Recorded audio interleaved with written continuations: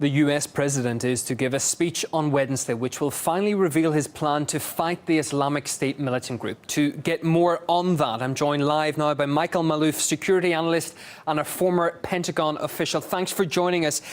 As I just mentioned, Barack Obama, he's going to outline his strategy for dealing with the Islamic State in a number of hours' time. Do you have an idea of what the key points will be?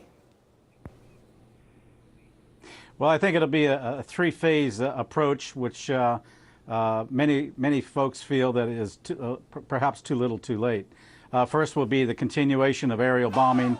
The secondly will be support for more troops and the troops that are on the ground, from the Peshmerga to Iraqi forces. And then the third is the decision whether or not to go ahead and bomb inside of Syria.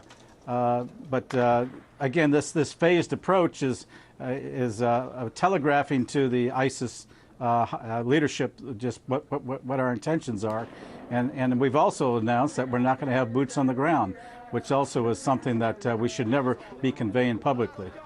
And it's also been announced that Obama says he's got the authority for a military campaign. Does he not need the approval of Congress to go ahead with such a venture? Well, under the War Powers Act, he can operate, I believe, for about 45 days, and he has to report to the Congress. If he is going to commit large bodies of troops, he's absolutely obligated to do so. Now, he can operate as Commander-in-Chief for a specified period of time.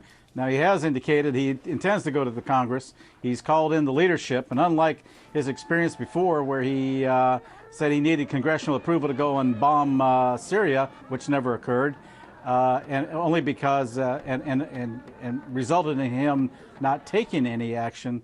I think this time his tactic is going to be a little different, and so it appears. He's called in the leadership, he's briefed them, and I think that will basically, in effect, constitute going to the Congress so that he can undertake these other limited activities.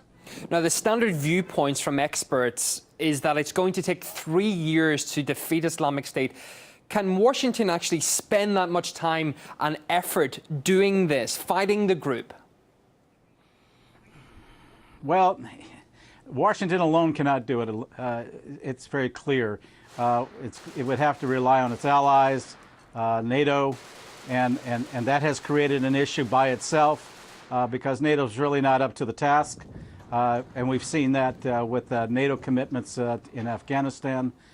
There's no stomach, really, after a decade of war in Afghanistan by either the Europeans or even the people of the United States to re-engage troops on the ground.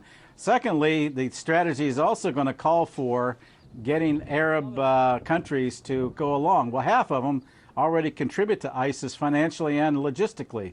And secondly, there's a cultural thing within the Arab world that they can't coordinate on their command control.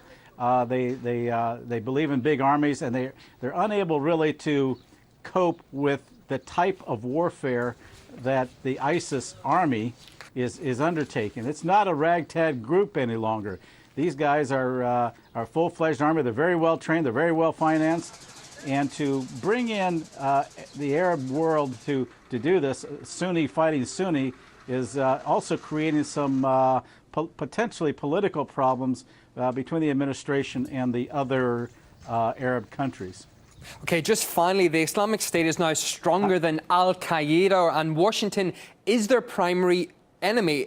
The ultimate fear for the US, of course, is that another 9/11 could occur. How realistic is something like that? Well, a 9/11 could occur. Now, some of the things that I've been briefing people on is the possibility that ISIS could attack U.S. infrastructure, principally our national grid system. It's very vulnerable right now, and we have ISIS in Latin America teaming up with the drug cartels, with MS-13. And MS-13 and the drug cartels already exist in 1,200 U.S. cities. The lone wolves that you reported on earlier, there are quite a number of those, and they believe in and are dedicated to ISIS and what it believes in. I might add one other thing in terms of NATO. You have Turkey. Turkey has been a primary source financing and a conduit for jihadist fighters going into Syria.